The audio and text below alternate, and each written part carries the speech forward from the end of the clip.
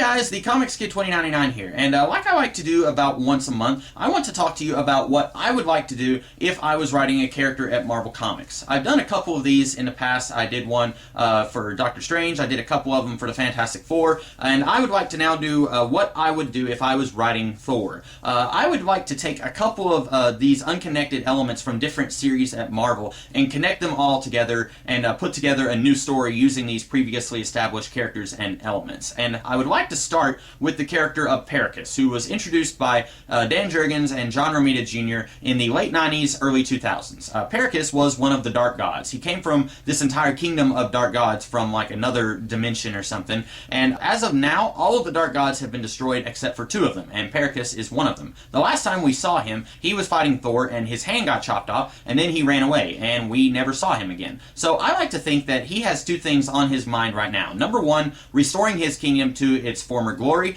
and number two, getting revenge on Thor. And I like to think that by accident, or maybe he was seeking it out, he finds a spaceship that was once owned by the High Evolutionary, and on the spaceship, he finds the character Nobilis. Nobilis was created by Tom DeFalco in the late 80s, early 90s, and he was a clone of Thor created by the High Evolutionary, but he was actually cloned from Thor when Loki was possessing Thor. And so he has all of Thor's powers, but also a little bit of Loki's unstable rage. At times he will just go into a blind rage, and so he's kind of difficult to contain, but at the same time, he's very easy to point in a direction and fire, kind of like a cannon, a very crazy, very powerful cannon. And so I like to think that Pericus, he finds this spaceship with all of these new gods, if you will, who were created by the High Evolutionary, and then when they rebelled against him, they were put into suspended animation. So Nobilis specifically, I like to think that he's kind of got some father issues, because the closest thing that he had to a father, the High Evolutionary,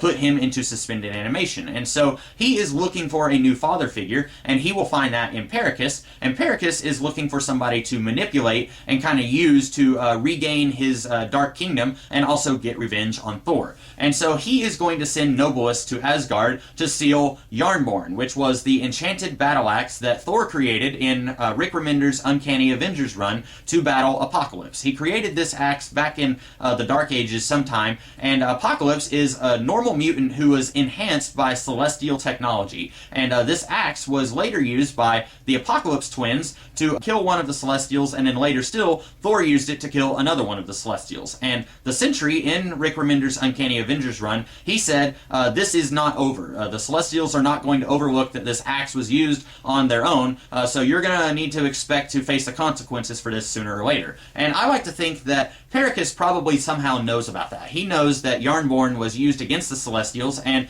probably as soon as that storyline wrapped up in Uncanny Avengers, Thor was like, okay, I'm going to take this axe and I'm going to hide it somewhere where only a very few people know about it. So he probably has just like one or two people that he trusts to guard this thing, but he didn't tell a lot of people about it, because the more people who know about it, then the chances of other people finding out about it kind of increases. So Thor hides this thing far away and has just a couple of people guarding it, but somehow Pericus, maybe he uses some dark magic, he finds out where Yarnborn is, and then he has Nobilis go and steal Yarnborn. So what is he going to do with this enchanted battle axe? If you will recall, in the Earth X universe, there was this series of mini-series created by Alex Ross and Jim Cougar and a few other artists, and basically in this universe, it was a parallel future kind of thing.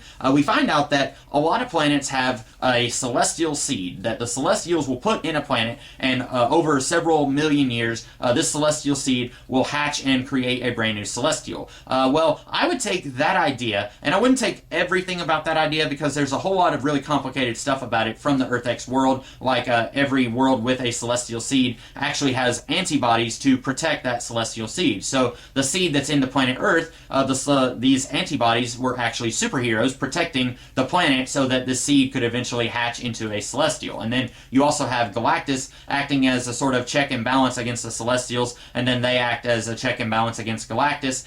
There's a whole bunch of complicated stuff. I would not be taking all of that from the Earth X mythology. I would basically just be taking this idea that the Celestials will go to some planets and they will implant a celestial seed that someday will hatch into a new Celestial. And it is canon that the Celestials can create a new Celestial from this huge amount of energy. We saw that happen in the Black Galaxy saga from the late 80s, early 90s. So I like to imagine that there's celestial seeds scattered throughout the universe, not in every planet, but on several all over the place. And Pericus basically wants to draw the attention of the Celestials. So he uses Yarnborn, which is one of the only weapons that we know of that can actually kill a Celestial and combat Celestial technology, and he is going to secretly go around and destroy just a few of these Celestial seeds. Not all of them, but just enough to draw the attention of the Celestials and make them angry. Well, the Celestials are going to figure out, okay, Yarnborn was used against these Celestial seeds, and they're not going to know who used Yarnborn, but they are going to figure out that it was Yarnborn. And so they're going to come to Asgard and they're going to say, okay, where's your God of Thunder? We want to kill him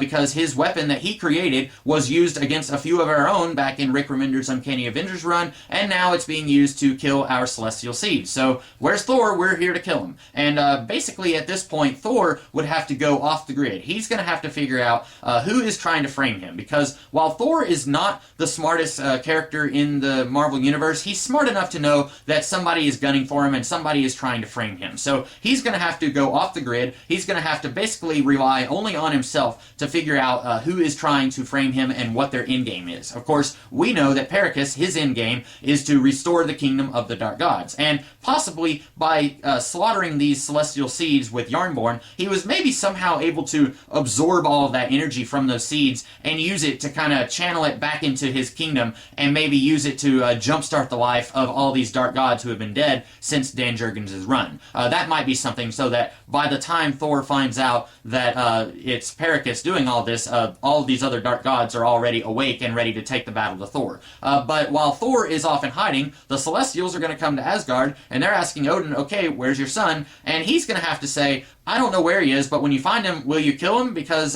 this is not okay. He's upset the cosmic balance, and I'm very not happy. Now, secretly, Odin is not wanting Thor dead.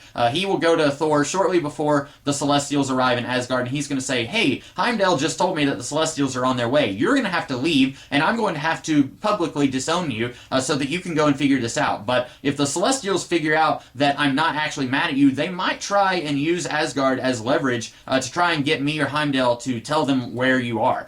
They might just slaughter all of Asgard just to draw you out. So I'm going to have to pretend like I'm angry at you, and you're not going to be able to rely on me or the Warriors 3 or Sif or anybody like that. And so I would have Odin publicly, he does not support Thor in what's going on, but secretly he's like, okay, go get him, son. I'm proud of you. You need to figure out what's going on. None of us know. And basically, this would all be this really huge story leading up to a big confrontation with the Dark Gods and Pericus kind of leading the charge. And you would also have Nobilis and all those other new gods that were awoken from the high evolutionary spaceship. And maybe the Dark Gods that Pericus is trying to wake up with this celestial energy, maybe they haven't fully woken up yet. Maybe he's starting to use this energy to try and wake up these previously dead Dark Gods, but he hasn't actually succeeded yet. But basically, Thor would eventually find out that it's Pericus behind all this. He's used Yarnborn, and he's manipulated poor Nobilis, and all of this is going to end in a very huge confrontation, because either one of these characters by themselves would be very hard to defeat.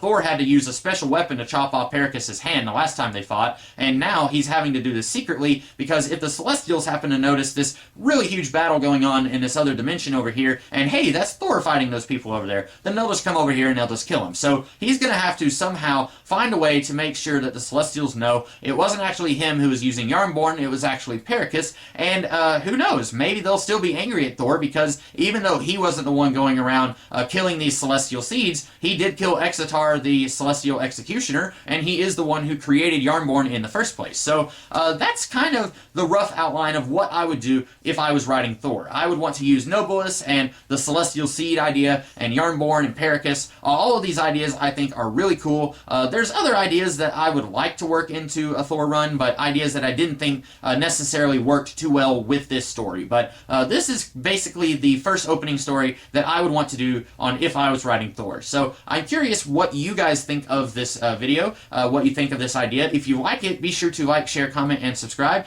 And I will be back later in the week and next week with some more videos. So in the meantime, you guys have a great rest of the day. Catch you later.